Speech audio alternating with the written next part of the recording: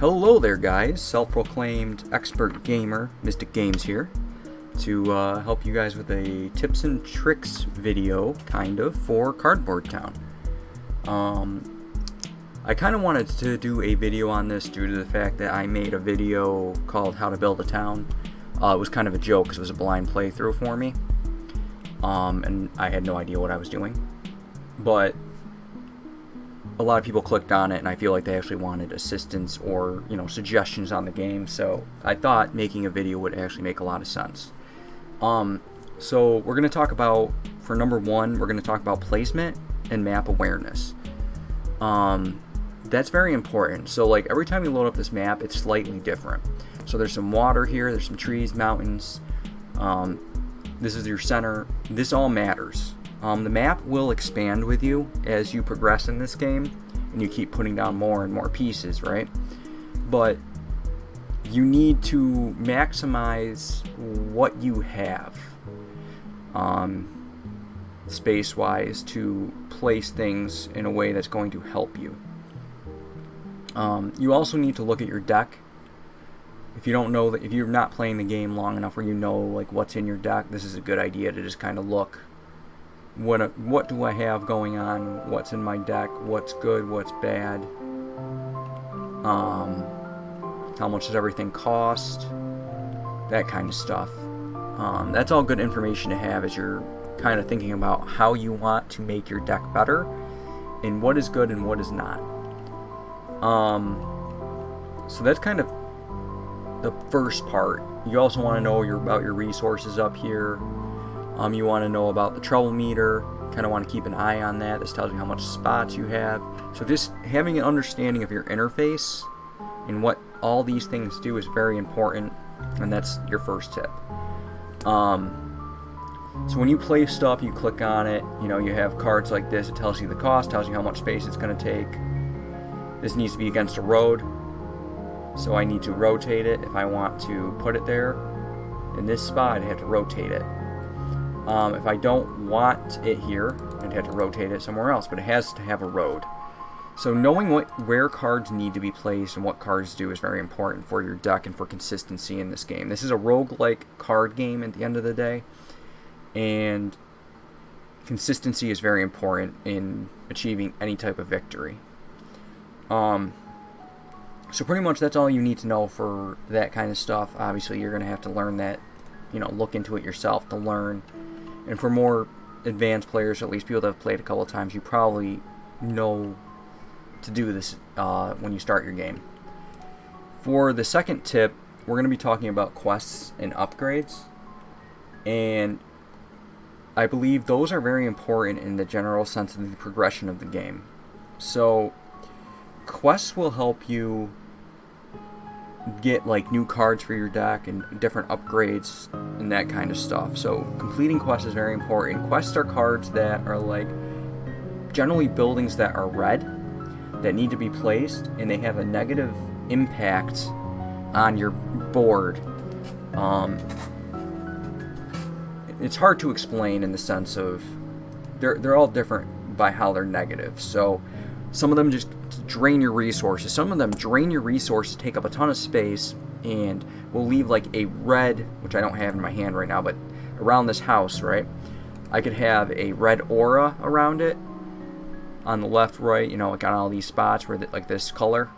That means it's going to be negatively impacting other buildings around it from, the residents that want to live there. All of that stuff is very important on if you're going to win this game and how well you're going to do. So you don't want to pick cards that are going to have a very negative impact on you if possible. So when you get your choices for your quest card, you want to be looking at how many resources up here on your upper right do you have, and how much does it cost? Is it 2? Is it 3 cost? How much money you have? How much space does it take up? All those things are very important. And you also have a certain amount of turns to get it done, or it puts a red alert on that you just can't get rid of, which is no good, because that's just putting you one step closer to losing the run. So picking your quest cards is very important. Upgrades is important as well. And I have a very simple thing to say about upgrades. The coin flipping is very good in this game. There are a lot of cards such as, let me see here, solar panel, and then like the wind turbine that give you energy, right? You place this card down, it takes up a spot, it gives you 3 energy. You flip a coin, if you get heads, you get 1 energy. There are upgrades in this game that if you get tails, you get water. So if you place a wind turbine down, you get your 3 energy. You either get 1 energy or you get bonus water, right? You never lose a coin flip. You want to put you want to make everything in your deck, in your upgrades, flow together in a way where it's always going to benefit you. Things that harm you or give you negatives, you need to look at like what they're giving to what is being taken in the cost and the space, and decide if it's worth placing on the map. I would argue that's very, very important when you're playing this.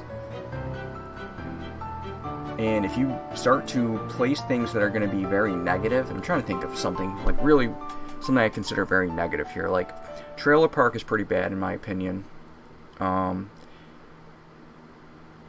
It's okay early game, but later I don't think it's that great of card. Like, I would remove these from my deck. Those for sure. Fountain is a negative trade, right? You're trading 3 water for 2, so that's not great. But I do believe this gives you a bonus to residency, but I'm not 100% sure on. I can't remember. I know Park boost up how many people want to live next to it, and that's important on the placing. Same with the police stations and stuff like this. Placing a house next to this will reduce your trouble meter, which is important to know. So placing things that are positive and have less negatives are better. But for like quests, a couple buildings I'd recommend, I'm going to throw them up on my screen here. I'm going to be using the wiki just so you guys know. So if you guys don't like to see that kind of stuff, you can end the video now. But for anyone who doesn't care, this is the post office. This is like a quest card I really recommend. Early game, you're not going to be able to afford it simply because it's cheap, but you need to place 2 different buildings. Like, that's a good card though. Statue of Solitude, very good card. You just need to have an empty hand to play it. It's not hard to do. It's cheap and you have a good amount of turns. So like for quests, those are 2 I'd really recommend that you guys try to get. Now early game, sometimes you won't be able to do those things and you will have to pull one that's going to drain resources. That is okay. Just, you're going to have to play around with what is best for you at the time. Eventually you want to set yourself up so you can be grabbing post office solitudes. They take up like no space and they're very cheap and easy to do, and it doesn't have a super negative impact on your resources. So let's move on to step 3, because I don't want this video to be super long. I want this to be very concise for you guys. Action cards. Those are cards that you get that do things like drawing cards, destroying cards, and mainly that's what we're going to be discussing. So you're playing a deck card game, right? You pull random cards. You don't know what you're going to get other than it's in your deck, but I could pull any of these next. I don't know what I'm getting here. I want to make my deck consistent and remove the things that are bad, right? So for example, if I think the trailer parks are bad, which I said earlier, I want to get rid of these eventually. I don't want these in my deck. And same with house even. I might want to get rid of houses eventually, or not have houses, because I have a better card to do something like that. Bus stop advances the trouble meter but gives me a road. I would argue this is a pretty bad card later on, and I would want to remove this. That being said, this card is a great choice if you get this action card. This will destroy a card in your deck, reset the trouble meter to 0, and go into your discard pile. You therefore will always have this card going through your deck to allow you to remove bad cards. There are a bunch of other action cards in this game, but I almost promise you that this card is probably one of the best. I would recommend that you have at least one, if you get the option, if not two of these in your deck if you can, because this will allow you to remove the things in your deck you do not want permanently. They will not be there anymore. And also just resetting the trouble meter to 0 is great. But you can argue, and this is what I'm going to say, this is a game, you guys can play it the way you want. You could argue that one of these in your deck is fine as long as you're taking other upgrades that you get when you get action cards that destroy cards. And there are other cards that do it, but a lot of them you use them and they go away. There's another card called New Beginnings as well that kind of does a similar thing to Carefree, and then you draw a card for free if you flip heads, which, if you're getting upgrades that you flip a coin, you get a bonus like water. Getting New Beginnings would be a very good card because it would destroy a card and then it would allow you to flip a coin and then you either draw a card or you get a positive bonus, right? So there's a lot of good combinations you can do. You just need to start learning what those combinations are. But a card like this, you probably want at least one in your deck. I'm not saying stack your deck with this card because you would eventually just lose. Like, you're going to keep drawing it and you're not going to be able to... You'd have to destroy this card to destroy this card kind of thing. But having one isn't going to hurt you. So that's important. Now, the next thing you have to worry about is your level and your star quests, which is essentially once I hit 15, it'll show me 5 stars. It's like, you got to reach this goal. That is not as important as the first 3 things I told you. It's what you're working towards to win the game. You want to put yourself in a position where you're able to fulfill those stars easily, in a sense. So 1 and 2 out of the 5 stars you will have, you're most likely going to be able to do with, you're starting and you're going to be getting your cards, you're going to be getting your quests, you're going to be kind of playing around your resources, where your trouble meter's at. All these things you need to be thinking about very early on. But if you get to the mid game, and that's, after you get about past 2 stars, we'll say, or maybe 3, you should have enough control of your deck. Hopefully you pull a Carefree or a New Beginnings, and you have some control over the cards in your deck, and you kind of know what you're going to get.